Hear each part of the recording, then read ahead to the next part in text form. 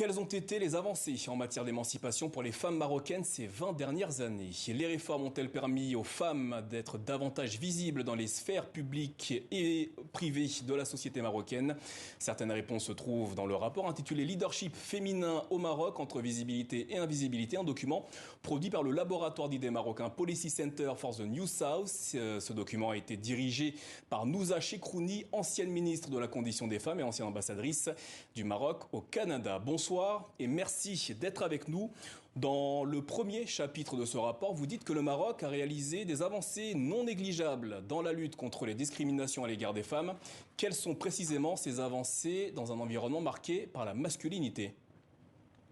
En fait, merci beaucoup. Donc, ce rapport est conçu pour être un document de référence et combler une lacune parce que il fait le point sur 2 décennies justement de réformes. Il veut rendre visibles les progrès faits depuis 20 ans, tout en pointant sans complaisance les facteurs de résistance, à la fois par le biais de regards croisés entre hommes et femmes, mais aussi entre générations et entre disciplines. Nouza Chekrouni, quelles sont précisément les avancées que vous avez pu constater ces 20 dernières années ? Alors, depuis plus de 20 ans, donc les réformes se succèdent depuis 20 ans avec des résultats, notamment dans le secteur public, mais aussi notamment au niveau de la scolarisation des filles, où aujourd'hui elle a atteint 97%, et aussi et également, et ce n'est pas négligeable, les femmes qui sont aujourd'hui représentées au plus d'un tiers en termes d'effectifs de la fonction publique. Alors, sur le plan politique, l'accès des femmes aux postes de décision est à souligner, leur importance. On compte aujourd'hui 30% de femmes dans le gouvernement. Le quota des femmes a permis donc d'avoir un taux de représentation de 24% au niveau du Parlement, mais aussi il faudrait souligner que les plus grandes villes de Maroc, Troyes, Casablanca, Rabat, Marrakech, ont à leur tête des femmes maires. C'est comme si on parlait de Paris, Lyon, Marseille. Et voilà, Paris, Lyon et Nouza Chekrouni, dans ce rapport, vous revenez également sur la perception des femmes musulmanes. Pourquoi était-il important pour vous de déconstruire les référentiels religieux ?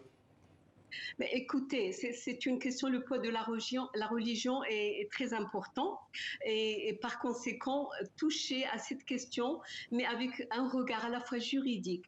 Et ça, vraiment, j'aimerais bien citer le papier brillant de Farid Lasri, qui est de l'Université internationale de Rabat et qui passe au crible les perceptions justement autour de femmes en islam. D'ailleurs, ce sujet, comme vous l'avez si bien dit, est un sujet sensible, mais il a abordé cette question avec brio, ce qu'il appelle d'ailleurs les inexactitudes, et c'est ça le point le plus important, corriger les inexactitudes du regard musulman ou non, chargé justement de panégyrique encensant ou de protectionnisme centriste à l'égard de l'autre sexe.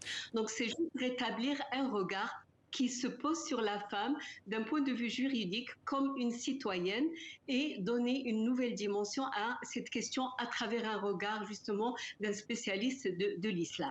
En 2011, une révision de la Constitution a eu lieu au Maroc. La nouvelle loi fondamentale donne-t-elle toute la place qui revient aux femmes marocaines en ce qui concerne la liberté, l'égalité ou encore la justice ?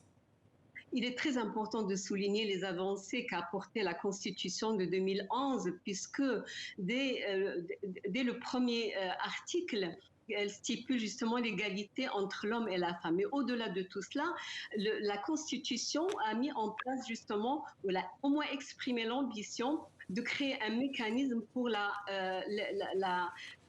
création de la parité, pour arriver à la parité entre les hommes et les femmes, et en même temps pour lutter contre toutes les formes de discrimination à l'égard des femmes. Donc c'est ça aujourd'hui, cet ouvrage qui est à la fois un regard croisé, comme on l'a bien dit, entre générations, mais aussi un regard croisé entre différents acteurs de la société, que ce soit des académiciens ou des activistes, et en même temps au niveau du genre du texte, parce que c'est à la fois un texte analytique, académique, mais aussi des récits.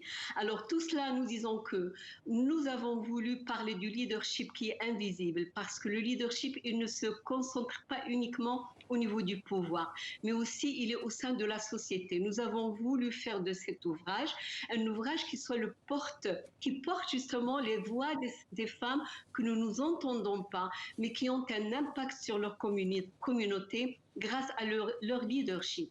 Et pour ceci, nous voulons dire qu'aujourd'hui, en mobilisant toutes les forces vives du pays, notre espoir, c'est de contribuer ensemble, et nous attendons justement du gouvernement à avoir une gouvernance inclusive capable à la fois d'inclure les différents acteurs, mais d'aller au-delà de ces réformes pour justement arriver à la réalisation de la parité qui nous semble un élément fondamental pour l'atteinte de nos objectifs, qui est l'égalité voilà, entre les hommes et les femmes au Maroc. Nouza Chekrouni, merci beaucoup d'avoir répondu à nos questions ce soir.